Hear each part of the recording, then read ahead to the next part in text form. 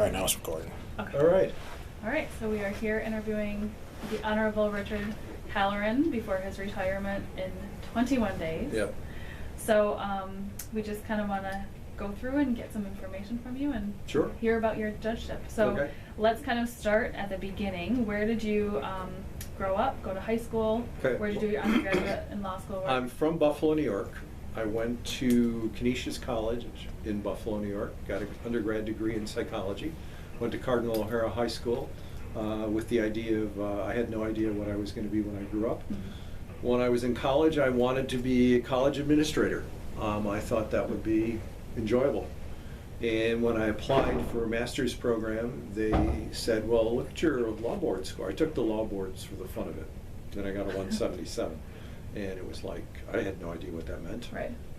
And so when I applied for graduate school in what was called student personnel, they said, why are you doing this? You could get you wouldn't learn anything in this master's program that you don't already know. Mm-hmm. You should get a doctorate in law. I go, really? I go, yeah, that'll help you in your career. You know, I go, okay. So I asked my buddy where he'd applied to law school. I applied to the same 5 law schools. That was in March. 3 of them told me their class in the fall was full. Mm-hmm. And so I had University of Detroit and Stetson University in Florida. I'd never heard of Stetson University, and I assumed that the University of Detroit was a state school like the University of Buffalo was. Right. And I was engaged at the time, so it's only 4.5 hours through Canada, and it was an easy place to come to, so I came here to U of D. Okay. And then I became director of residence halls at U of D. I pointed over that way because there's a rock that Oh, yeah. Isn't yeah, it? that I brought. That was the rock I brought in as a cornerstone of a new community in the residence halls while I was there. And then I quit law school. Oh, you did? Yeah, Never knew because I that. was back on my career. I was going to be a college president. Okay. And then I found out what academic politics is like. And I said, Oh, right. oh, goodness no. No, I'm not going to do that. So I left U of D and came back to law school and finished up. Okay. And then I was a government attorney for 8 years with the Department of the Army as a civilian. Then Mhm. I couldn't stand the adversarial role because Right. I thought I was representing the U.S. taxpayer, and I was representing these dumb engineers. And when I had a case that I could have settled for $1 million, took to trial for a week and a half of 2 weeks actually, government construction contract case, and then settled 2 years later for $3 million, I said, I'm done with this. Yeah. So I ran for 36th District Court Judge in 1981. There were 72 of us running for 7 vacancies. I was a nobody, but I came in 24th, and everybody paid attention to me, so I ran again in 82. Mm-hmm. Another 7 vacancies, but this time I came in 15th and won out of the running, and I knew that at that point this wasn't going to happen. Mm-hmm. And I looked into other areas of the law, and I looked into the investment business. And within 6 months, I had been hired as a vice president of an investment company and stopped practicing law completely. Okay. And then did that for 8 years. Am I getting ahead of your questions? Nope, that's or- good. Okay. You're going right along. So 8 years later, I got approached by Burton Leland, who was a state rep, and he said, "Do you want to be a judge?" And I said, "No, I'm in the investment business." Right. And he came back to me another year later, that would have been 89. He said, "Are you sure you don't want to be a judge?" And I said, wow, no, opportunity does not knock twice. That's something I wanted to do Right. earlier. Yeah, let's look into it, because he told me that Governor Blanchard would appoint me Mm-hmm. because he owed Burton some favors, and sure enough, I found that to be true. Mm-hmm. And so I then was going to wait to become a judge. In the meantime, the company I was working for, the guy here had a buddy who wanted to hire in my place, and basically said to me, "Yeah, Dick, you raised $12 million for us last year, but, you know, I got a friend I want to put in your position, so thank you very much." And that was in January of 1990. My family and I had just come back from a trip to Cairo and spent about 10 days there. And so I thought, well, I'm supposed to get appointed as a judge. Let me look into becoming a magistrate while I'm waiting. Right. There was a magistrate's position open up at 36D. Mm-hmm. I went there and got the position with the help of Patty Boyle, who was Supreme Court Justice at the time, and I knew all the judges there because I'd run with them in 1981 and 82. Oh, right. So got the position, and then that fall, Blanchard lost the election to John Engler. Okay. And my buddy went nuts, and I figured, no, if I'm supposed to be a judge somehow or other, I'm going to figure out how to do this. And then with the help of a number of Republicans in the city of Detroit, I always say that this is easy because there were 5 of them at the time. And I found them all, and they supported me, and in 1994, I was appointed as a 36th District Court judge. I'd been a magistrate for 4 years. And then in 1996, I ran to retain my seat and was basically attacked because I was a white male and I was theoretically a Republican, even though everybody in politics knew I wasn't a full Republican. But, you know, it worked. I lost by 2,000 votes, 91,000 to 89,000. Okay. That was a shock. So, but I was supposed to then become the state court administrator under Chief Justice Patricia Boyle. Okay. Which never happened because the Republicans put in Conrad Mallett and not Patty. And so then I had to compete. So I waited all 97 to see if I was going to become state court administrator. And then Justice Mallett basically, for whatever reasons, chose the deputy as opposed to, because anyway. And then I looked into what I was going to do, and eventually I got appointed to become an administrative law judge with the Liquor Control Commission. Okay. And I did that in 98, figured I was going to be opening up a practice, started taking cases. And then out of the blue, on March 18th of 1998, I get a call from Governor Engler telling me that Marie Pulte Riley is retiring from the Court of Appeals. He's moving Judge Mike Talbot up there, and he'd like to appoint me to the circuit court. And out of the blue, I was a circuit court judge. Right. And so the rest is history. The rest is history, dealing with all the stuff. No, so that's quite a story to get there. Yeah. So, in your tenure, you've been on the family bench the whole time, correct? 20 years, yeah. 20 years on the family bench. Do you have any cases that are very memorable? Not disclosing the case names. Oh no, there a bunch of them. When I first got on the bench, having been a district court judge, I figured, well, you try all these things, and so it was a case called Olson v. Olson, which is huge in terms of property now, and in terms of support case, went up all the way to Michigan Supreme Court. They tried to take it to the U.S. Supreme Court. Oh wow. And but I learned a lot from that. I learned, one, if you try things, you don't often resolve them. You know, and then as I said at my retirement party, if I have to try something, it means I've failed as a family court judge to get the parties to resolve something. Right. And then I've had a number of cases that deal with parents who don't understand the effect they have on their kids. Right. You know, somebody once said to me, "Why do you stay in family?" I said, "Because it's where I feel like I can make the biggest difference." It's the kind of thing where, yeah, people come to you with horrible stories, but when they leave me, they're in a better place. Right. And so it's worthwhile doing. I applied for civil a number of years ago just to scare everybody, and it did. And but you know, civil, as far as I'm concerned, is a lot of papers. Yes. And I like dealing with people. Yes. Yeah. I've been a 36th District Court magistrate and judge. I liked people coming, and that's what family's all about. Right. Yeah. Any memorable events during your judgeship? Oh yeah, some of them I won't mention because they're sort of negative, but you know, you survive them all. You get through them all. My wife having breast cancer while I was on the bench was 8 or 9 years ago. She's a survivor of that, right. And that made it difficult to come to work and worry about her. And then I think the most memorable thing most recently is me having cancer and the incredible support I got from my colleagues and the family law section of the state bar and the whole court. I mean, when people say I prayed for you, I thank them because I wouldn't have gotten through it without all that positive support and energy. And I'm cancer free, because I tell people I'm bagged, but I'm not tagged. You know, and when people say it's good to see you, I said, yeah, it's great to be seen and not viewed. Right. And that's it. But I think one of the most memorable stuff for me is all the things I've done outside of the court with regard to the state bar. You know, I was chair of the family law section of the state bar. I created the LGBTQA section of the state bar. I was chair of that. And you get to do so much when you just step outside the role of just judge. Right.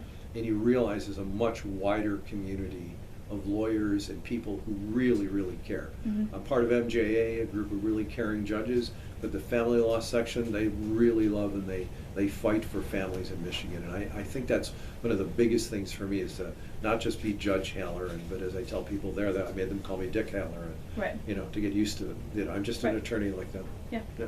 Yeah. What do you think is the best part of being a judge, and specifically being a judge on Third Circuit? Whoa, that's tough.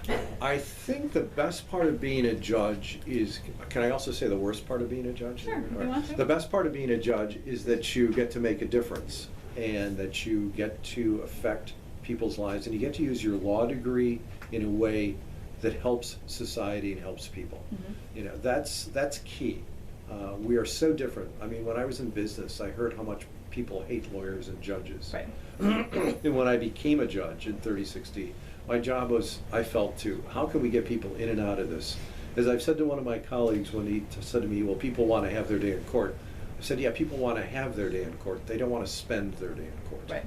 You know, they want to get in and out as quickly as possible. And whatever you can do to facilitate that, I think, as a judge helps. Mm-hmm. You know, to demand that people do more things, and, you know, just, they don't want that. Then they think you're God and you're being unreasonable. Right. And so for me, that's the best part about it. The worst part about it, I think, is the isolation. You Oh, know, yeah. I can't be friends with people. Right. You know, I didn't grow up in Detroit, so I don't actually have a natural group of friends from high school or college or Right. anything like that. Or I wasn't part of a law firm. I wasn't, you know, involved with age family stuff. Right. And so to me, you have to step back in order to maintain that distance. Yeah. And I didn't originally want to do that, but as soon as I became a magistrate, people started treating me as a distance. Right. And so I'm looking forward to stepping outside of that in 21 days and Right. seeing if people actually really like me. Right. And when I call them and say, can we have lunch, whether they'll do it or not. Right. Yeah. Anything specifically to Third Circuit that is... Third Circuit is awesome. Right. I mean, I have never met a more dedicated group of people. Yes, we are cats. I mean, yes, we are individuals, and we all Right. think we know the best way to do it. But we all respect each other, and I've never met a greater group of people who respect the public. You know, we're not like legislators. We're not like people. We really care. When I was in juvenile, when I was in, you know, family, I know colleagues from civil and from criminal. Everybody really cares. Mhm. We're not the stereotype, negative type of judges. And the reputation, because I've been involved with the state bar, that we have is great. Yeah. Other than everybody says, yeah, but that's different in Wayne County. Right. Which is true, We're because we all have to deal with right. volume. Yeah. But, you know, I hear nothing but positive things about my colleagues, and I'm going to miss that. Yeah. Yeah. Yeah. Kind of transitioning, if you weren't a judge, what would have been your dream job? And you kind of touched on it earlier, but I don't know if No, there's any actually, different... my dream job would be as a countertenor. Oh. I sing. Yes. Well, And that's another question. yeah. Your hobbies. Yeah, so. and in high school, I'll get that in a minute. So Yep. in high school, I was studying to be a countertenor, which is really like a woman's voice with a man, because I was a voice soprano when I continued. Okay. Till I had a priest say to me one time, you don't still sing in that stupid high voice, do you? Oh. And I stopped the voice lessons. Right. So right now I'd be traveling Europe, and I'd be famous, and Right. I'd have lots and lots of money. Yeah. So, you know, that would have been, I'm not sure the dream job, but it's an alternate Right, that has an many alternate things in job. your life change it. Right. And I never thought of being a judge that I'd be a judge. Yeah. I mean, the reason I was even thought of running in '81 is I saw Helene White's picture on a grocery bag. Oh. Somebody carrying it in the Eastern Market. I go, this is how you run for judge? Right, I don't You think know, that's faces and Yeah. names. And so I thought of doing that.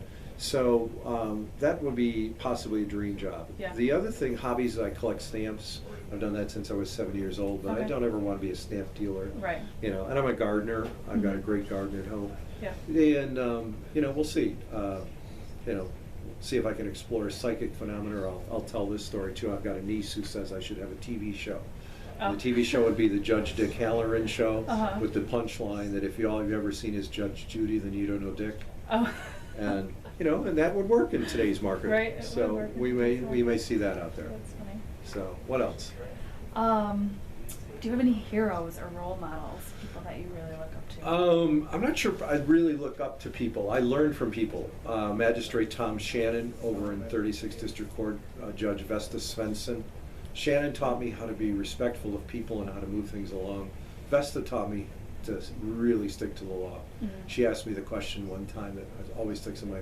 So if you've got two people who are equally truthful in front of you, and the determination is the preponderance of the evidence, who wins? The answer is nobody does. Right. Because there's no preponderance. Very simple. Right. It's like, oh, that solves a problem. When I find people equally, truthful, whoever has the burden of proof loses. Yeah. Simple as that. And then Ken Davies, who's an attorney who was a mentor for me over in 36th District Court, coming over here. Mhm. And then Bob Colombo was an influence on me here. And then basically I've learned so much from attorneys. Yeah. That is, they were my best teachers when I came over here because I'd never practiced family law. Right. Well, of course, there was no family division when I came over here. Right. I just started. I was one of the originals. And so that's pretty much it. But I'm always open to do things better. Of course, sometimes when I try to do them better, I get into trouble. I'll still eventually win this thing about taking the proofs. Right. And then not asking women, are you currently pregnant? Because Yeah. I think that's sexist. But, we'll get there eventually. Right. Yeah. Anything else that was unique about your experience on the bench, or? I think the ability to create things, to create. When I first came over here and Judge Kirsten Frank Kelly asked me to develop the PPO docket. Oh. And then doing that, and for 5 years being the only judge who did personal protection orders, Mhm. while I did a family docket, and 1 year while I did a family docket and a juvenile docket. Right. That was crazy. Yeah. And then creating the solution-oriented domestic violence prevention court, Mhm. that deals with high lethality cases. God, I'm leaning back here. This is the chair, unfortunately, I'm stuck in. That's good. And it's the kind of thing where, you feel like you can make a difference. You can actually deal with stuff. And it's the only court in the country that deals with domestic violence from civil point. Almost all other domestic violence courts are criminal. And so you've got the kind of situation where we can intervene early. Mhm. We were able to stop get somebody arrested who, after the PPO was filed, before it was served, had raped the woman. Oh. And, normal rape process with 2 or 3 weeks. Right. Whereas they immediately reported back to us when it happened, and we issued a bench warrant, and the guy was picked up the next day. Right. But that's because we had the SODVPC in place. Right. And the last part of it is to prevent, domestic violence. Yeah. And it works. Yeah. Yeah. Any words of wisdom for any students or future judges, or? For students, know your judge more than you know the law. Right. Because you need to know what a judge wants and what information a judge needs, so get to know them. Mhm. Go sit in beforehand, and I just did a course on that for attorneys. Oh. How to do this. Watch them, know that whether we like the law, the rules, or what our personalities are. Right. And for judges, please get back to doing conferences in chambers. Mhm. There's nothing wrong with talking to attorneys in chambers, trying to resolve things and giving them some ideas. Yeah. You're not bound by that, and it doesn't express a bias. Mhm. And if anybody wants to do that to you, that you're biased, fine, just recuse yourself and never invite them into another chamber. Right. But you can get things resolved so much quicker Yeah. if you do that. And a lot of younger judges won't do that. Right. They think they have to be on the record all the time. Yeah. And you don't. Yeah. Yeah. So I guess that's my advice. Okay. And enjoy it. That's the key thing. Always remember you're a person. Right. The judge is what you do. It's not who you are. You're going to be called it. I'm going to be called it for the rest of my life, Judge Halloran. But that's not who I am. Right. I'm Dick Halloran. I'm Richard Halloran, and I've had a great career, and I appreciate this opportunity to leave some legacy with this Yeah. tape. Any other parting words? No, just if for me, it's going to be if it's not fun and/or it doesn't contribute to my spiritual growth, I'm not going to do it. Mhm. I'm taking at least 6 months off before I come back and do anything, and then we'll see what I want to do in 6 months. Well, that was going to be my next question. So, what do you envision your first day? My first day is I'm going to set the alarm for 7 o'clock. Wake up and turn it off. Yeah. And then not come in. And then go back to bed. And then go back to sleep. That sounds like a good Yeah, plan. that's pretty much what I plan on doing. Yeah, good plan. All right. Well, thank you. Aaron, thank you very Yeah, much. Appreciate it. thank you. Chris, thank you very much for Yeah. helping record this. Thank Good. you. All right.